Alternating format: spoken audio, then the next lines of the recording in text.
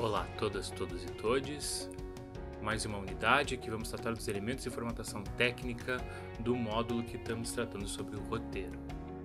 Nessa unidade será apresentado como escrever a parte técnica de um roteiro, seus elementos e suas formatações técnicas.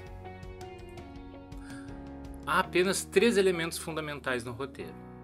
E esses 3 elementos são o cabeçalho da cena, que deve conter se é uma cena interna ou externa, a localidade e o tempo, né? A descrição visual, que ocorre o que se vê e se ouve quando se está assistindo um filme e se escrevendo ele. E os diálogos, as falas e pensamentos dos personagens. O padrão de formatação de um roteiro no mundo do audiovisual é o Master Scenes. Ele é um roteiro que preza a facilidade da escrita e ele é projetado dessa forma para facilitar a localização dos elementos do roteiro para que a equipe consiga assim fazer o seu trabalho. Esse padrão pode ser feito manualmente, mas também existem softwares específicos para fazer a sua redação. Vamos conhecer um pouco então desses elementos principais, de constituição de um roteiro. No cabeçalho, nós temos 4 elementos básicos que compõem um cabeçalho. O número da cena, e numerar a cena se faz fundamental para perceber as mudanças de ambiente. Quando você muda o lugar ou o tempo, muda-se a cena, se numera ela. O segundo elemento, que é o lugar, que é onde a cena ocorre, e quando se muda o lugar ou se muda o tempo é outra cena, então marcamos se uma cena ela é interna ou externa e em que local vai ser. E aí no terceiro momento marcamos o local ou o ambiente onde vai se passar a cena, e dizer do local significa manter o cenário, para isso se dá nome aos locais e não se altera ele durante a escrita de um roteiro. Se botamos banheiro, é o mesmo banheiro. Se temos 2 banheiros diferentes, é banheiro de alguém. Então nós temos que colocar esses nomes muito bem estabelecidos para entendermos que este é o cenário que vai se voltar depois para otimizar a produção. E o quarto elemento, que é o tempo, que pode ser dia, noite, entardecer, amanhecer, é quando se passa, é quando a cena vai se passar. E quando muda-se o tempo, é uma outra cena. A segunda parte da estrutura é a descrição visual. É onde escrevemos sobre as ações e o que compõe a cena. E aqui o segredo é tentar dizer das imagens que estão planejadas. E na descrição da cena, não se exageramos nos adjetivos e nos detalhes. Sejamos os mais concisos e claros possíveis. E aqui teremos que ter cuidado para não indicar aquilo que não se passa na tela. E não esquecemos que o roteiro não é uma literatura.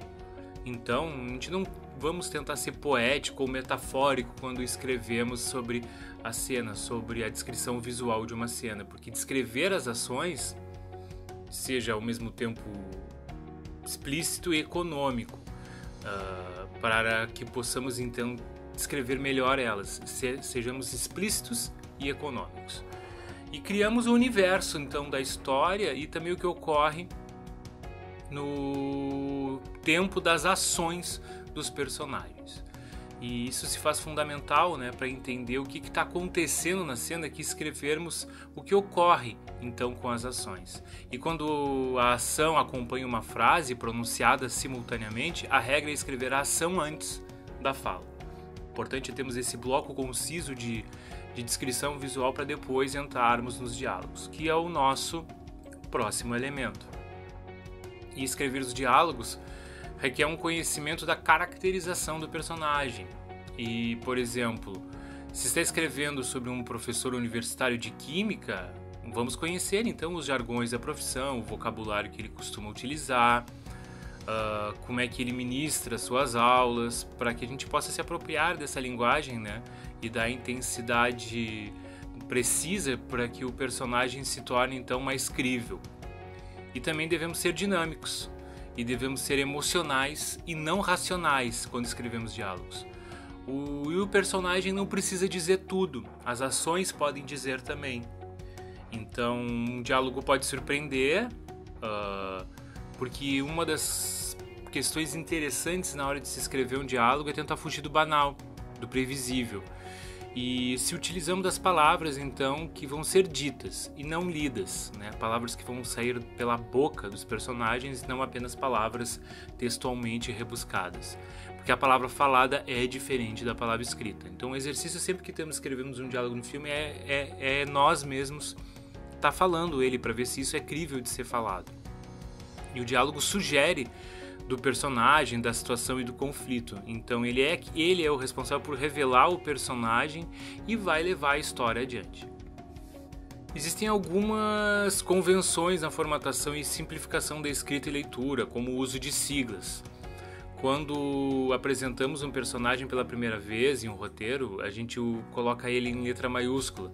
Assim fica mais fácil de saber se tem alguém novo entrando na cena e qual vai ser o trabalho, né, das pessoas que vão caracterizar em que momento. Usamos VO.O entre parênteses em um diálogo para dizer que é um voice over, que traduzido do inglês seria como uma voz fora.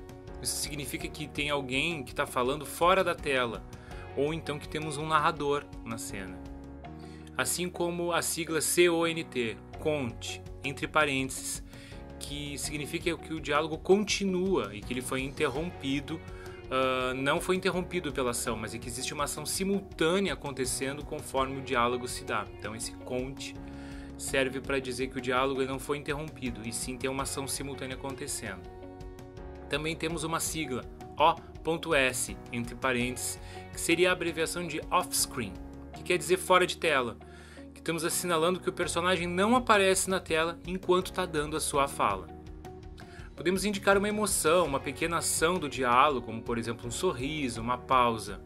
E para isso usamos parênteses logo abaixo do nome dos personagens e antes do que ele vai dizer. Ao se escrever uma ação, a página está terminando, por exemplo, a gente escreve continua, alinhado à direita. E na nova página, continua, alinhado à esquerda. É uma forma de sinalizar que não há uma separação desse bloco de ações entre as páginas.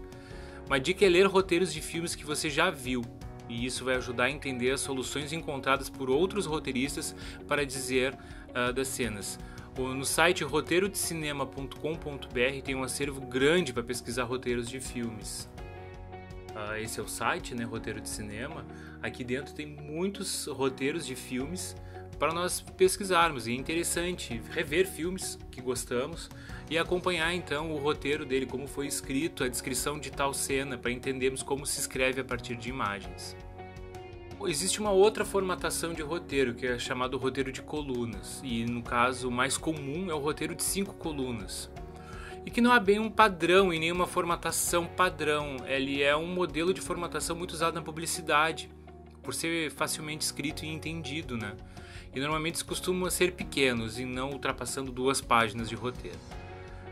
Ele é mais fácil ainda de se entender que o Mastercines, pois em publicidade nem todos da equipe têm um conhecimento técnico aprofundado de audiovisual para entender o que está acontecendo. Mas é uma convenção, né? Se começar pela cena, o número da cena, ou no caso aqui pode ser até nome para a cena, seguido pelo texto que vai ser falado, depois a indicação da fala, o lettering, né, que seriam esses caracteres que entrariam na tela, e por fim a descrição da cena. Então dá para perceber que esse tipo de roteiro dá preferência ao diálogo e aos reforços de texto em tela. Então por isso que ele é um tipo de roteiro muito utilizado na publicidade. E agradeço a todos pela atenção e até a nossa próxima unidade.